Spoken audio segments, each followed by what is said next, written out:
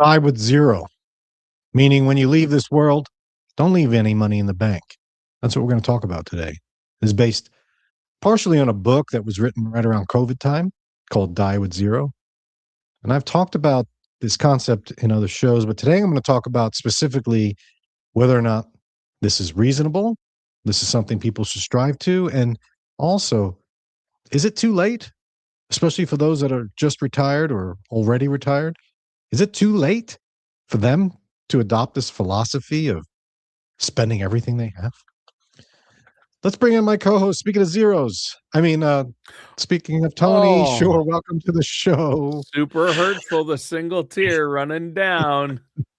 So I want to talk about this concept of die with zero and why I think it might be too late for a lot of people. But before I do, I want to get your take. Have you heard this? Have you read this book or heard about this? Have you talked about this before?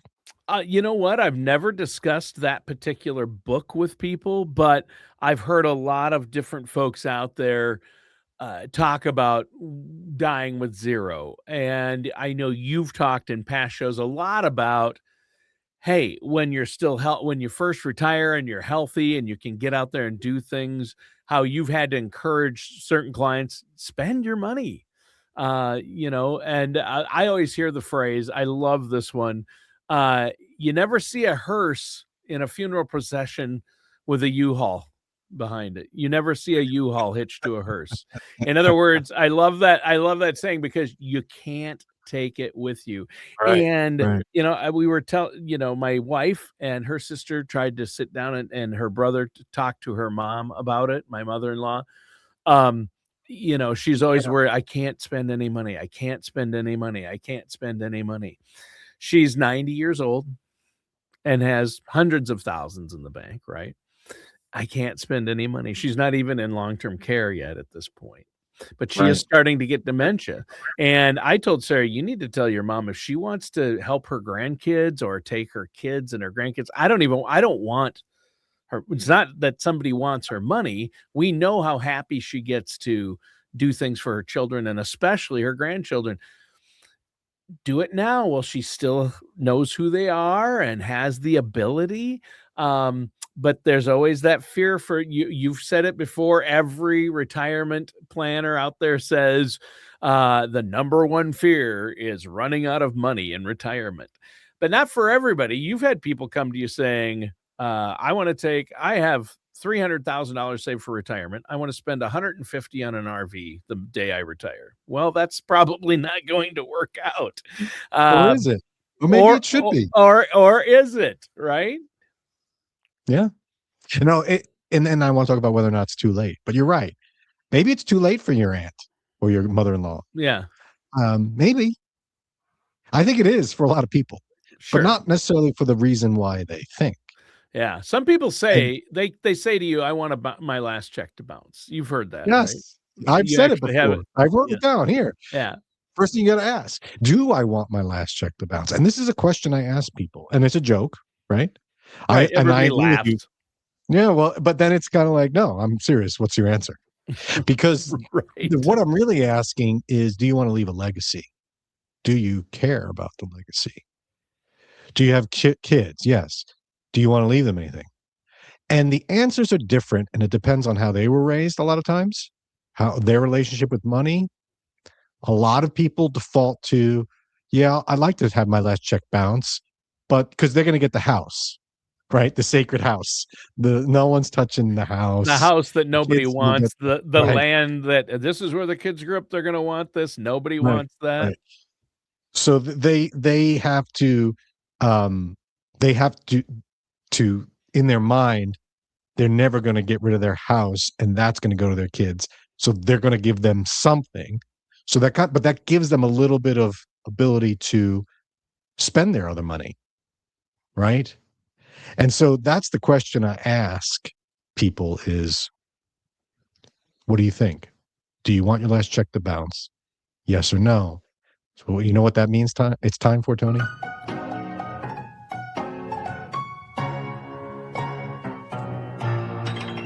And now, a moment of reflection.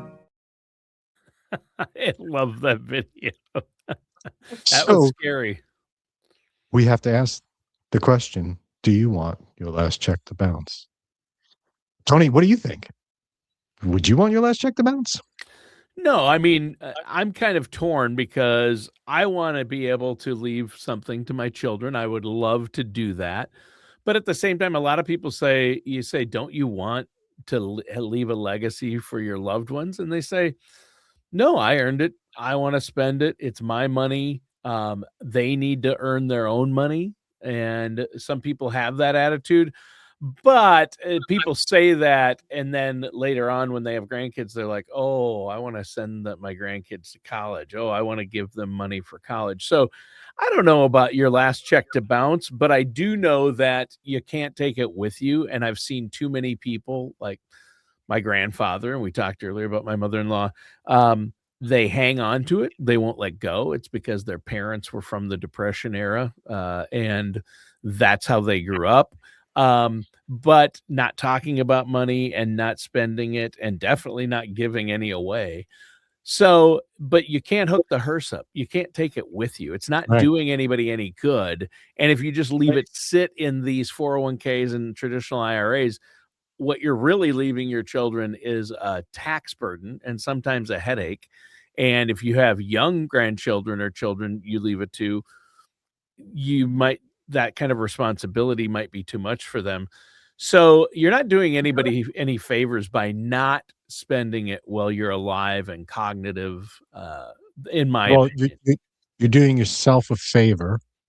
You're doing well. I agree. It's not a favor. It's you're helping yourself allay the fear of running out. Right. That's why people do it. Yes. And I often say, you said there's no hearse pulling a U-Haul. I like that one, Tony. Yeah. I say the Egyptians tried to take it with them, and look what happened. We found it. Yeah. We found the We've been gold looting and those treasure. pyramids. They've been looting the pyramids for years. Yeah. And maybe we'll all go to hell because we looted it. But Possibly. Or I think that you're right. You're not doing anyone favors, but you are kind of helping yourself with that fear of running out. But the problem is and maybe why it's too late for your mother-in-law. You were raised this way. You grow to retire, and you still hold on. I tell people, and I tell you, Tony, all the time. I have clients that I can't get to spend their money. I just can't. They just won't spend it. It's a Right. big problem. So are they wrong? That's the question. Yes. If you say I say they're yes. wrong, that means that you cannot then say to Gen Z or Y or whatever, the millennials who are spending a lot of money on experiences. You know how that people say, oh, they don't save for retirement, they rent, they don't own, they spend a ton of money on experiences, they don't know what hard work and savings is. You can't vilify that in the same sentence that you're saying those people are wrong for saving too much, because now you're threading the needle, right? I am threading the needle. You're right, and I am doing that. But I say start saving, save early and often, do things, but yet still make sacrifices to keep saving. Then once you hit retirement, you'll be able to retire at a younger age and do more things and help, live to see your grandkids and help them financially. Yes. So I think the saying is life is what happens when you're busy doing other things. And so retirement savings is what happens while you are working, right? And Right. you're missing out on life during that time. Mm-hmm. And so that's the point here is of the book, by the way, Die with Zero isn't so much about writing that last check and bouncing it, like timing it perfectly, because you can't unless you know exactly when you're going to die. Remember that movie Brewster's Millions? Oh yeah. That? I haven't seen it in a long time, but the concept, for those that don't know, is the guy was going to inherit, I don't know what it was, let's call it $1 million back then. Yeah. And the only way for him to get it was for him to spend it. And then he would get, but he couldn't tell anyone that he was spending it. So everyone was looking at him like he's being crazy, but he was spending it in order to actually get the big pool in the end. But the whole point was while he was spending it, he was living. He was seeing what life was about. And also that money wasn't everything, for sure. Yeah. So the point of the book is to kind of live while you're young. Like you said, Tony, Give your money away while you could see it, see the benefits. Right. Give- if you have the means, right? And for those that are fearful of running out, they never feel like they have the means. But if you do, and a financial professional like myself says, hey, you got to start spending more. Well, I don't know. I never was a big spender. That's not going to change. You're not going to just turn into a crazy spender if you've never been that way. But you might be able to give more. You might be able to spend on experiences more. I'm not a big spender. I've always wanted to go to Paris. Then go. Well, I can't afford it. Yes, you can. So that's how you kind of chip away at it. But you're right. Give it away while you're young and you can see the benefit of it. Give it the money to the 30-year-old looking to buy their first house or start a business rather than wait till they're 55 and then die and you die and then give it to them. Right? They don't need it at that point. Right. But the overall arching theme is don't leave money on the table. Don't leave anything on the table. Focus not on building a $1.67 million pool of money because that's what you need. No, build the experiences. Go on the trip. Spend the time young and build that mental memories and capital, the relationship capital on instead of building a nest egg for a future that you may not even become a reality. Right. Yeah. And I get discouraged when I see someone, I saw an example where somebody had, they're 90, they have $700,000 in their accounts. They would love to help their grandkids with student loans, things like that. Then their advisor, their financial advisor, it's not yourself. This is a different financial advisor, tells them, oh, no, you don't want to run out of money. You can't, don't spend it, because that advisor is making a percentage of the money as it grows in the markets. And I tried to explain to them, they're not looking out for your best interest in this case, because your goal, because you can't take that money with you when you pass. And once you get full dementia, you won't be able to, you won't know anyone. You won't have the ability to think about it or enjoy it.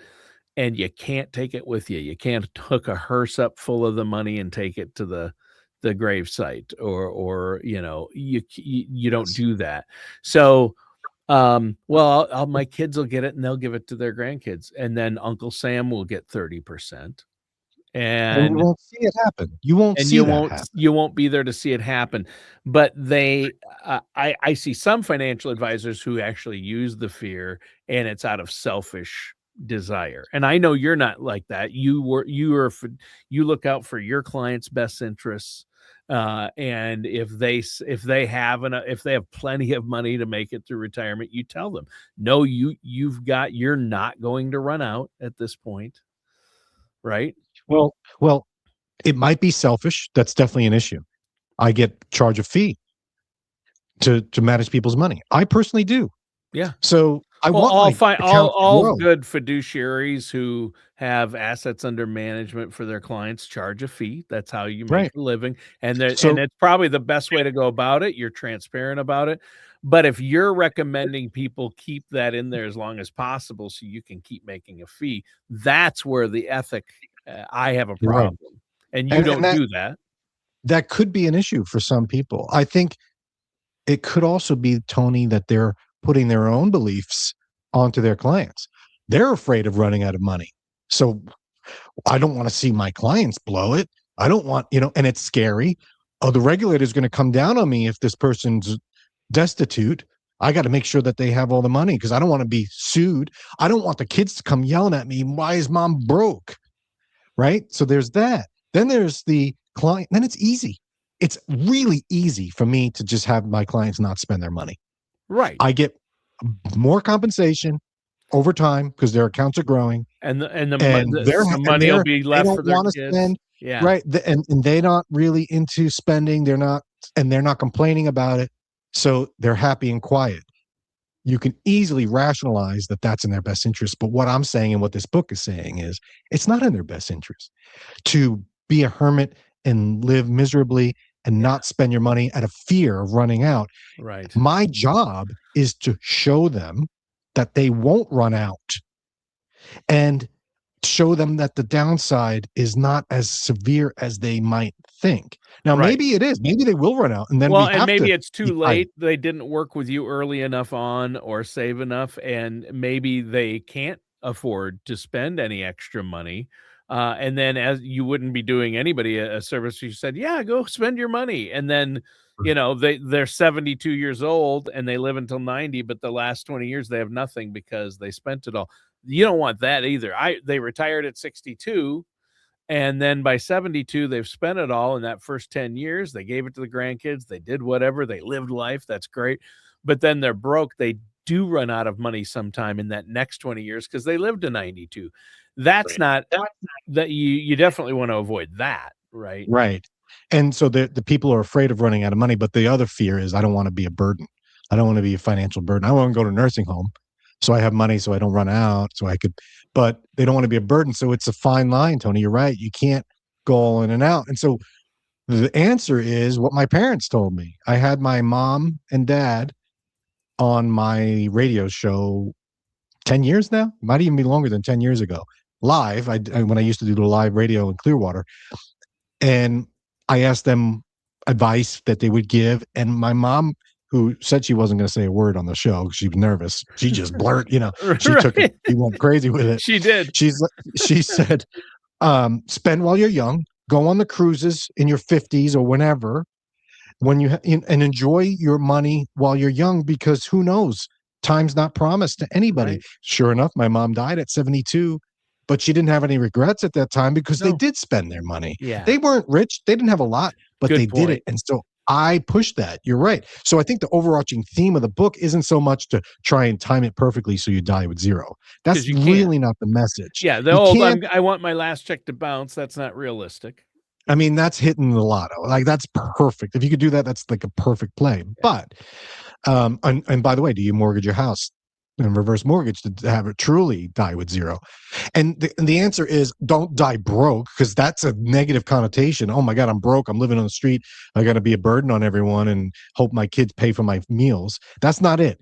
It's while you're young and while you're with it, while you're healthy, spend the money on experiences. Yeah. Figure out what you need for longevity.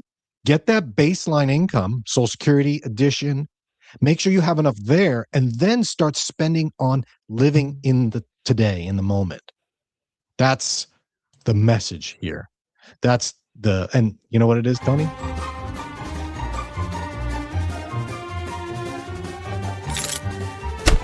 Time for the key takeaway. You just stole the keys right out of my hand. 2 video interludes in one show, Tony. Okay. So the key takeaway is that doing this, dying with no money, total cultural shift for a lot of people. Yeah. And so it raises a provocative question to you. What do you really want? And there's going to be the challenges of, I'm going to run out. I don't want to run out, or I don't want to be a burden. But it also is going to challenge your strategy, because a lot of your strategy, like you said, Tony, is hold on, invest, keep a big nest egg. For what? For what? And just in case, you may never know. What I do know is that I never hear someone say, man, I wish I didn't do those fun things that I'll never forget because I would have had some extra money right now. Wish I hadn't taken my kids and their kids, my grandkids, to Disney World. Wish I hadn't have done that. Right. Wish I hadn't have helped my grandchild pay for college. That was a big mistake, putting my kids and grandkids through college. You'll never hear somebody say that. The current boomer generation, people in their 50s, late 50s, Generation X, I guess, early 50s, this generation didn't grow up spending in the moment, living in the moment, right? We grew up saving. The younger generations, I think, are getting this right. As much as I hate to say it, the younger generations are getting it right and experiencing life. That's right? A hot take, Dan. You just gave a hot take. Don't we have a video for that?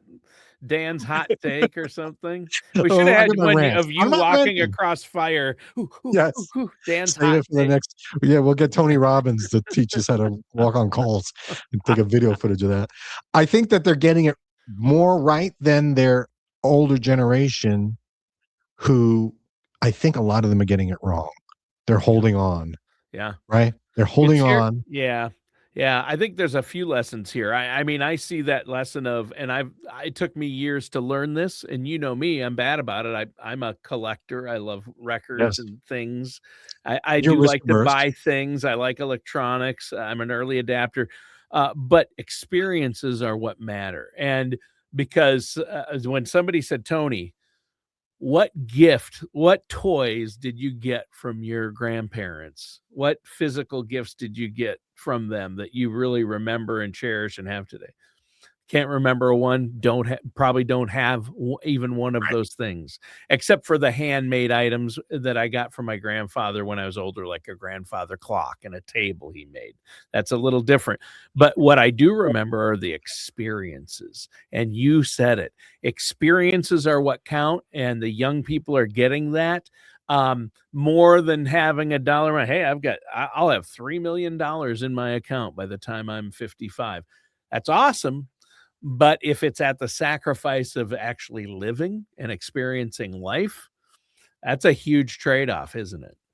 It is a trade-off. And by keeping your money in a nest egg and having it for the rainy day, sometimes it's raining out, right? And you have to use it today. Right. You know, it's like the generators in Florida. People have them, and then all of a sudden it's time, and then I didn't. You know, I have all this stuff. What if it never happens? What a waste. Oh, the peace of mind it gives me. Okay, so let's get the peace of mind taken care of. But if you're sitting there, I challenge you, listener. I challenge you to spend your money. You know, I don't want you to be living on the edge and being nervous. There's a fine line. Yeah. But I have a feeling that most listeners, and most of my listeners have money that are saving for retirement. Sure. I have a feeling most listeners can afford to spend more, even while they're working, and continue to save than they do now. And that's the challenge. Yeah. If your advisor's saying save, don't think, don't touch, don't be don't go out, don't drink the latte, don't go to Disney. I wouldn't go to Disney, because I live here. You and I are on the same page. Well, you and I don't have enough money, first of all, to take a trip to Disney World. I mean, I know you work with multimillionaires who have that kind of cash.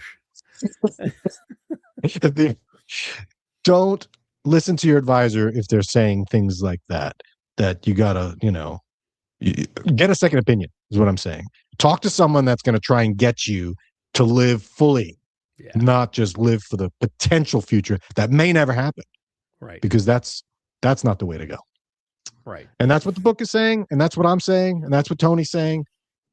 So that's it, Tony. Thanks for another good show. Awesome. We'll catch everyone next week, and more video interludes are on the way. All matters discussed in today's show are for informational purposes only. This show is not investment advice. Dan Riddle nor Dolphin Financial Group are affiliated or endorsed by any government agency. Investment advisory services are offered through Dolphin Wealth Management, Inc., a registered investment advisor in the state of Florida. Insurance products and services are offered through Dolphin Insurance, Inc. Dolphin Wealth Management, Inc. and Dolphin Insurance, Inc. are affiliated companies doing businesses as Dolphin Financial Group. You should talk to someone at Dolphin Financial Group before implementing any of these strategies or ideas.